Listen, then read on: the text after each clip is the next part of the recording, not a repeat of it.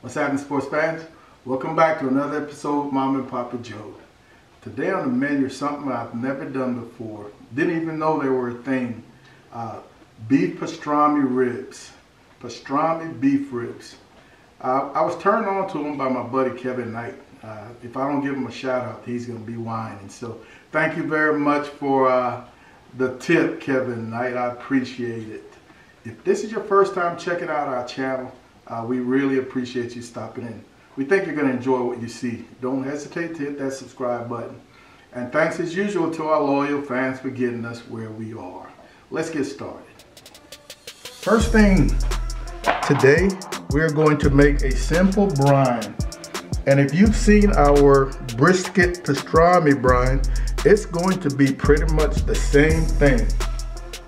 We're going to start with 2 quarts of water. We're going to end up using a gallon total, but we're starting with 2 quarts, and this is warm water.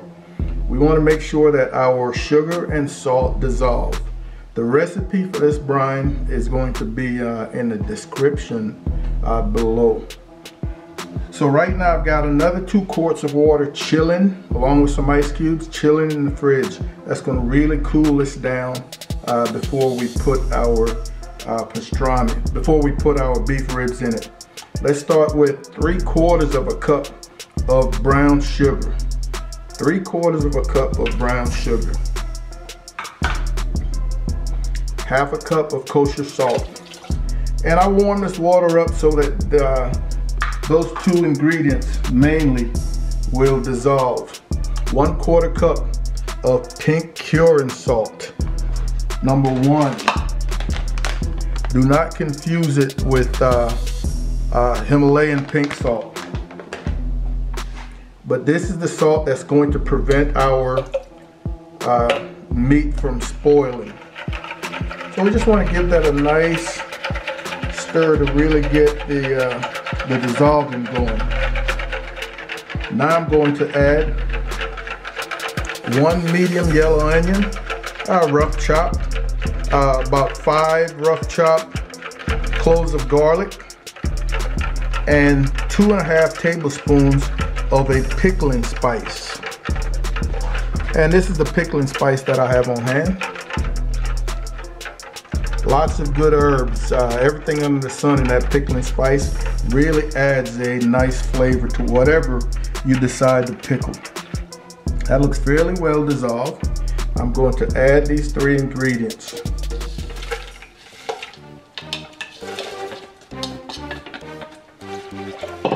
Continue to work that.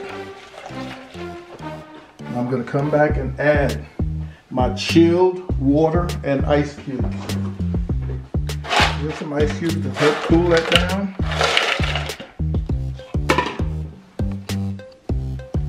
More chilled water.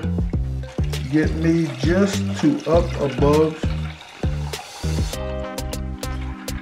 that 4/4. You want to give this a taste.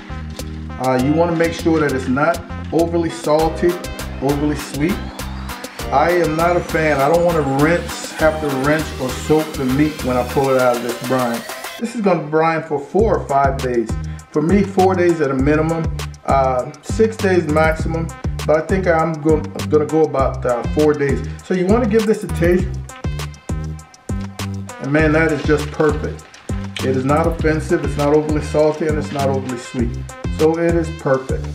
We're going to set this aside and get to work on our prime 123A rack. Nice rack, man. We're not going to do much trimming. This rack weighs 6.86 pounds. Yesterday I went looking, saw similar racks. When I bought this one a month ago, it was $6.99 a pound. Today they are $8.99 a pound. So they've gone up $2. Lots of great marbling we can see right off the bat. Nicely thick across the board. Even the thin end, the side that usually draws up significantly is pretty thick. So let's see. I'm gonna go to the sink, get this out of here, and I'll come back shortly. Not much trimming. Anything loose I'll knock off. Like these that are hanging, Let's see what the bottom side looks like. Pretty clean. Now areas where the silver skin is exposed, like right here, I'm going to remove. All right, because that silver skin without the protection of the fat can tighten up and get a little leathery on you. So if it's not covered by fat, I am going to remove it. And that's just my personal preference. Man, it's nice marbling. Any place that is overly thick, I will thin out. But I like the way the fat on these beef ribs caramelize.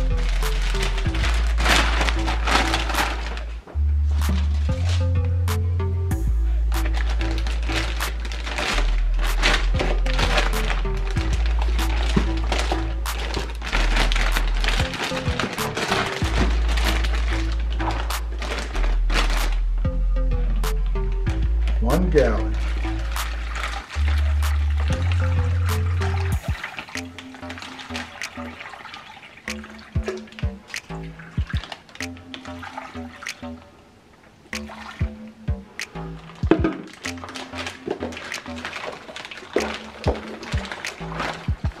So we just want to make sure that we get all these herbs and spices moved around. And man, this is absolutely perfect. Everything is covered. I just want to make sure that my Ziploc doesn't come loose at any point. But we're going to be rotating this, so just flipping it over about once a day for the next 4 days. And I love the idea of the curvature of the bone underneath, but because it allows the brine to get all the way around. We're going to refrigerate, and I will see her this same time tomorrow for a quick flip. I'm not going to show you all the flips. The next time you see it, it will be the day of the cook. All right, sports fans, it's been a little over 4 days, man, and our A123 beef ribs are coming out of this awesome brine. I'm not going to rinse off. The only thing I am going to do is simply brush off these large chunks of that pickling spice. You can see it's changed color, more of a brownish gray instead of that reddish pink that it had to start. A great indication that the brine has acted on the meat. All right, let's get the show on the road.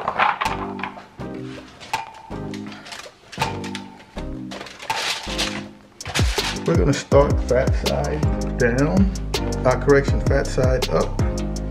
I'm gonna be using my Maggi as a binder.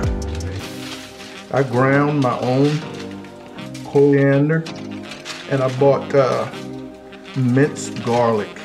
So no powders, ground and minced. 1/4 cup coarse cracked pepper, 1.5 tablespoons of minced garlic and coriander. No salt needed because this brine was pretty well balanced in terms of salt and sugar.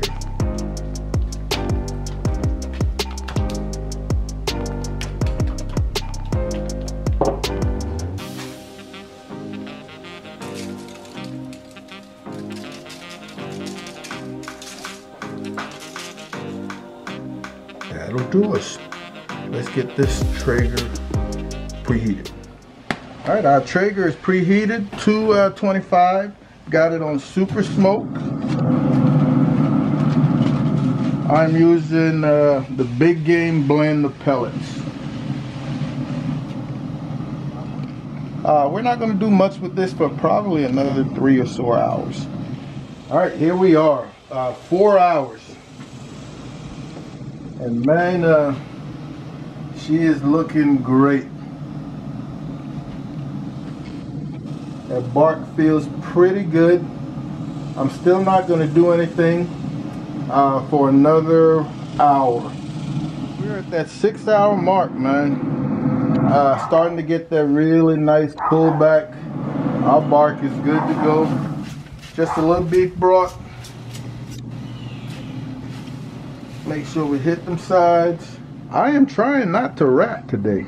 So we're gonna let this continue rocking at that 225. All right, we're at 8 hours, still rocking that 225. Nice pullback on the back side as well. A little more spritzing. We're at 181.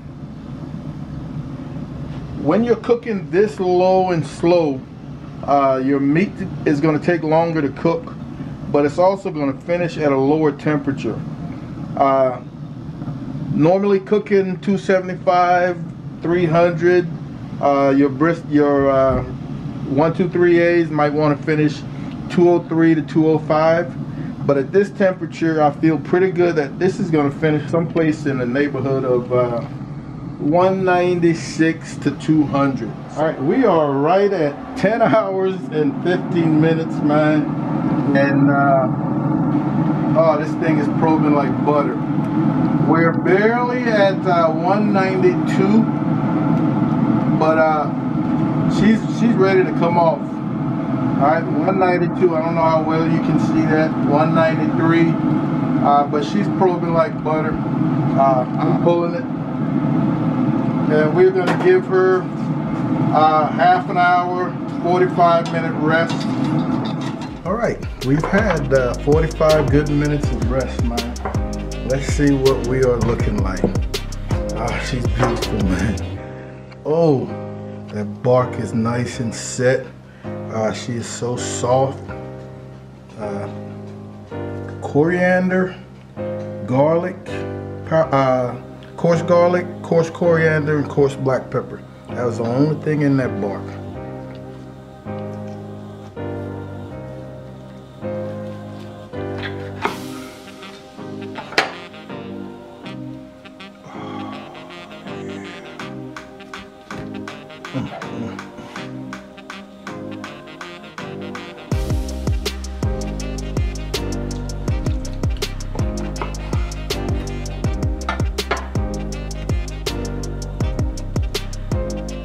Beautiful, absolutely beautiful. Oh man, doesn't get much prettier than that. Does not get much prettier than that.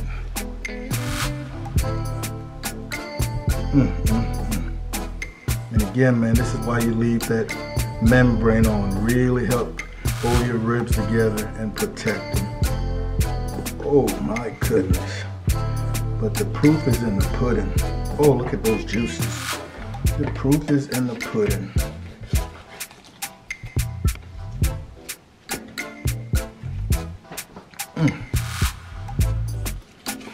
Oh.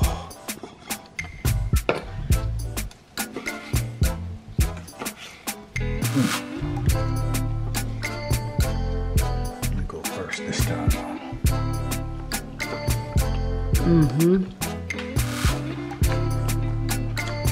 Oh my goodness. Delicious. That bark is so crunchy. Perfectly seasoned, man. That brine, the way I have it set up, is absolutely beautiful.